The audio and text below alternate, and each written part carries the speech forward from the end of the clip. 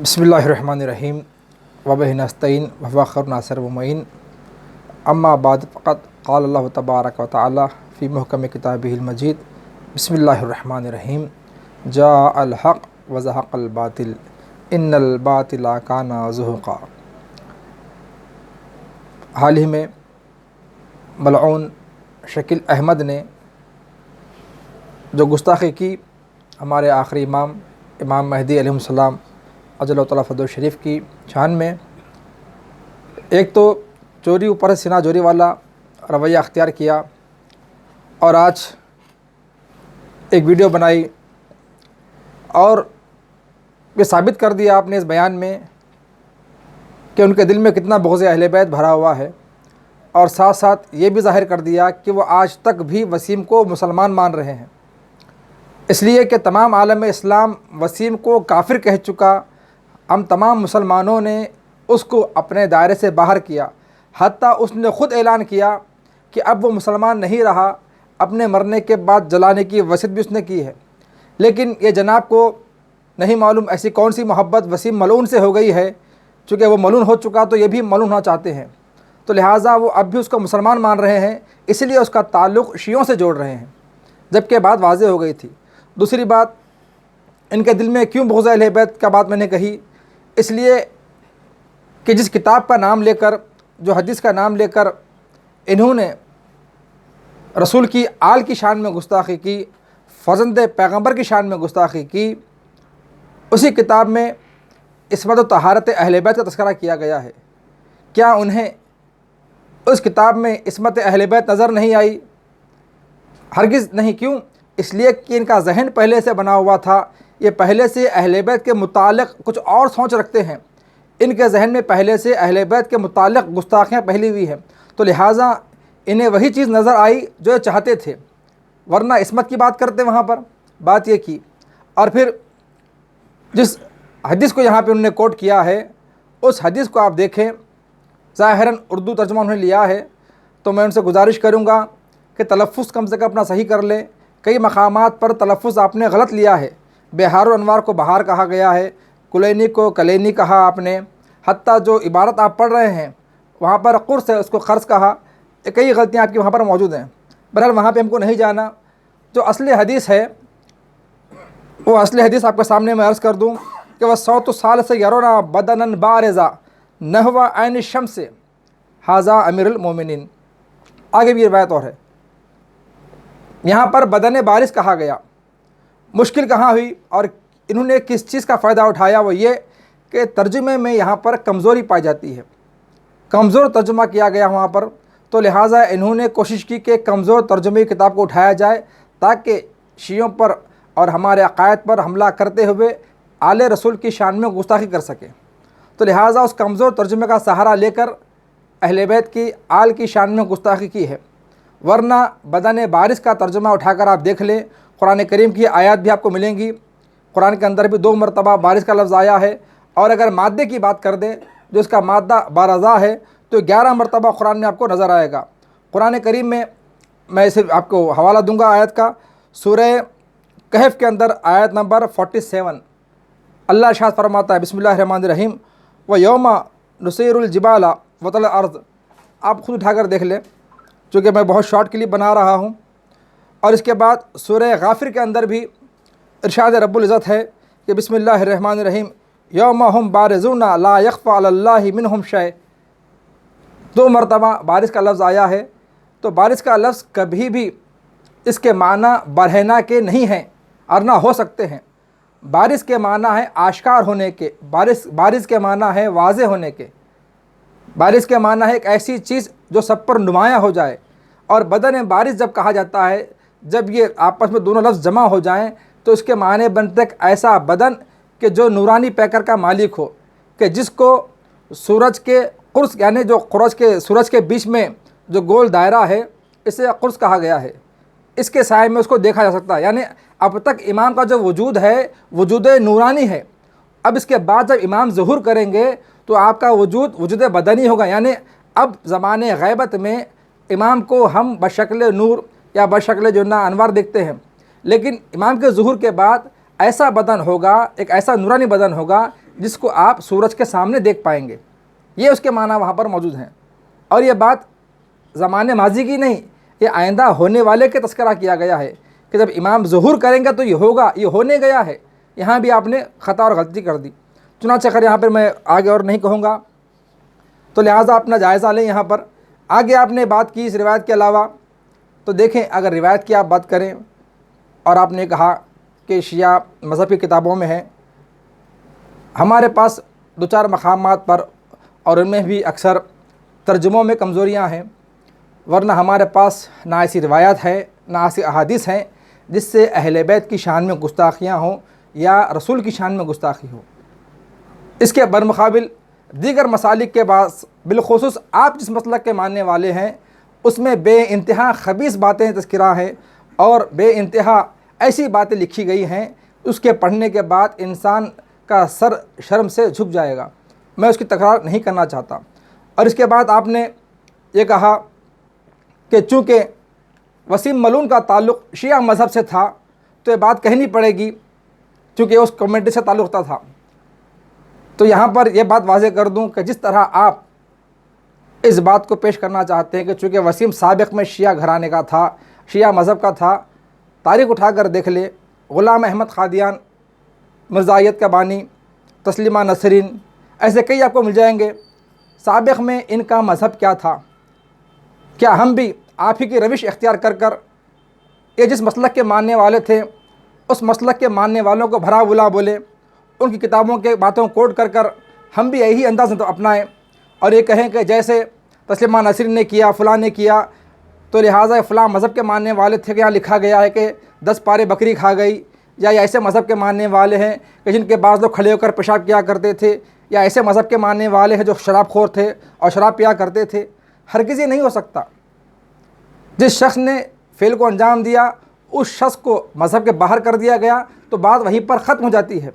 لیکن آپ کے دل میں ایک بغض ہے، آپ بغض اہل بیت لیے ہوئے ہیں، آپ شیعوں کے لیے بغض رکھتے ہیں اور آپ نے اس چیز کو بہانہ بنا کر اپنے بغض کا اظہار کیا، ورنہ وسیم کی بات ختم ہو چکی۔ اس نے اپنے مذہب کا اعلان کر دیا کہ وہ اسلام کو ترک کر چکا ہے، اور اتنے دن ہونے کے بعد آج آپ کو اس کی یاد آ رہی ہے۔ یا تو آپ کا خرابت دار ہے یا رشتہ دار ہے، یا آپ کا اور مشن ایک ہی ہے کہ امت مسلمہ میں تفریقہ پیدا کیا جائے۔ اس لیے کہ آپ جس مذہب سے تعلق رکھتے ہیں، جو آپ کا مسلک ہے، اس مسلک نے نہ صرف ہمیشہ شیعوں پر حملے کیے ہیں، ہمارے عقائد پر حملے کیے ہیں، بلکہ اہل سنت برادران، اہل سنت بھائیوں کے مقدسات کی توہین کی ہے۔ میں نام بھی لے سکتا ہوں کن کن افراد نے لیا ہے اور لیتے رہتے ہیں۔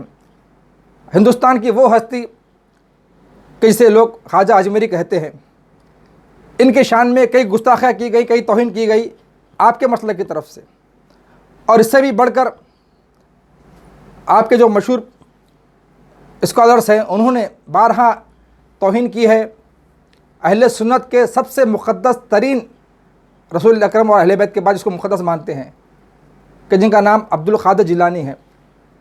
تو یہاں پر بارہا توہین ان کی بھی کی گئی۔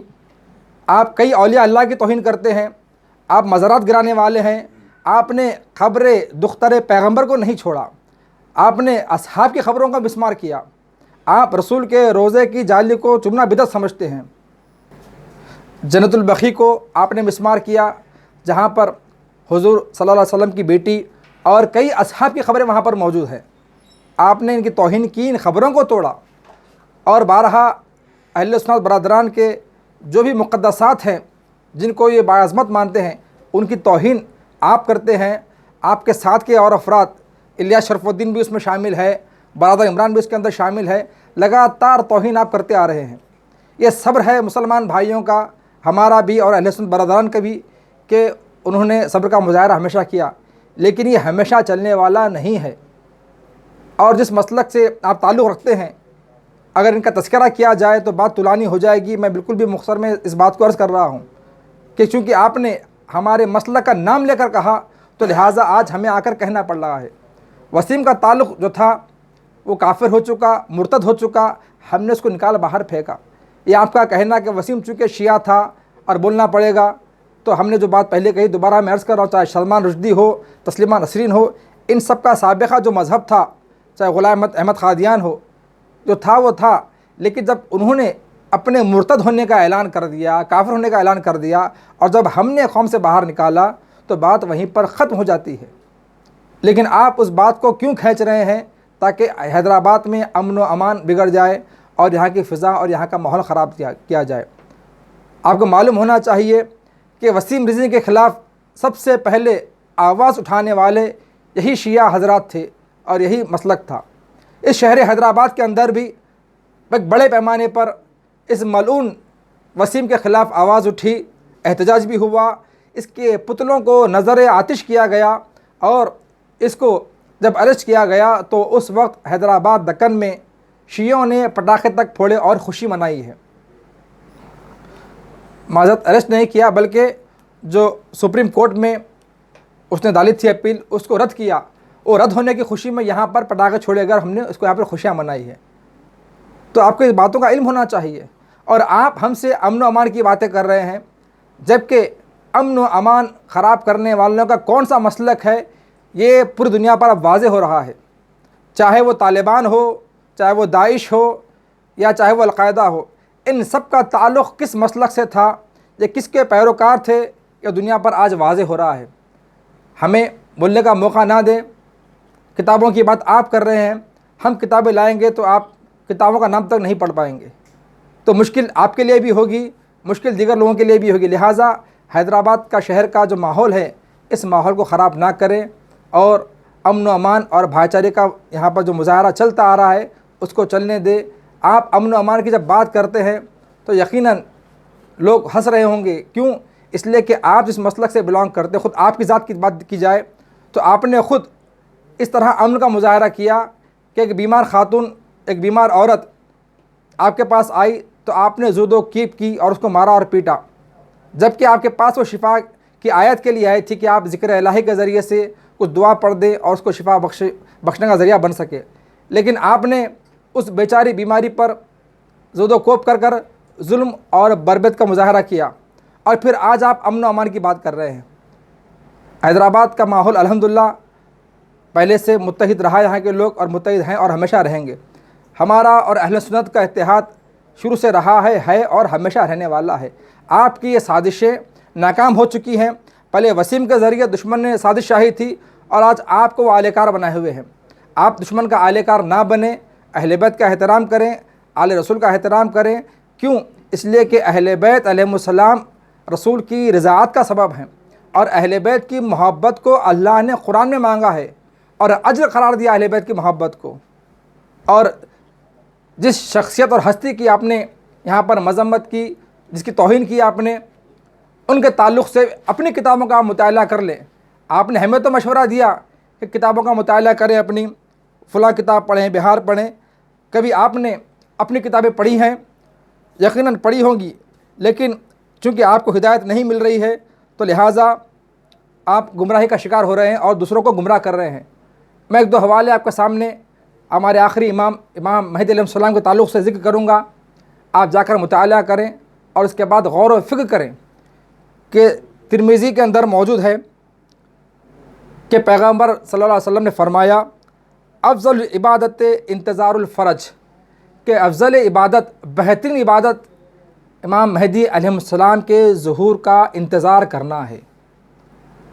ترمذی جلد نمبر 5 صفحہ نمبر 528، سنن ترمذی کا حوالہ۔ اور بھی حوالے موجود ہیں یہاں پر، اور دیگر روایت بھی یہاں پر موجود ہیں۔ سنن ابی داؤد کا تذکرہ بھی یہاں پر موجود ہے کہ آپ سنن ابی داؤد کو اٹھائیں، جلد نمبر 4 کو اٹھائیں، صفحہ نمبر 106۔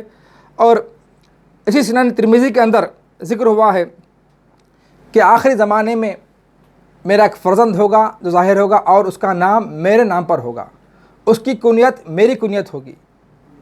یہ تمام روایتیں، تمام احادیث خود آپ کی کتابوں کے اندر موجود ہیں، اور کئی ایک مقامات پر آپ کو نظر آئے گا کہ جہاں پر حضور صلی اللہ علیہ وسلم نے فرمایا کہ اہل بیت کی رضاعت میری رضاعت ہے، لحمہم لحمی دمہم دمی کا تذکرہ ملے گا کہ ان کا گوشت میرا گوشت، ان کا خون میرا خون، ان کی رضا میری رضا، ان کی محبت میری محبت۔ اگر یہ ناراض تو میں ناراض، اور جس سے حضور ناراض اسے اللہ ناراض۔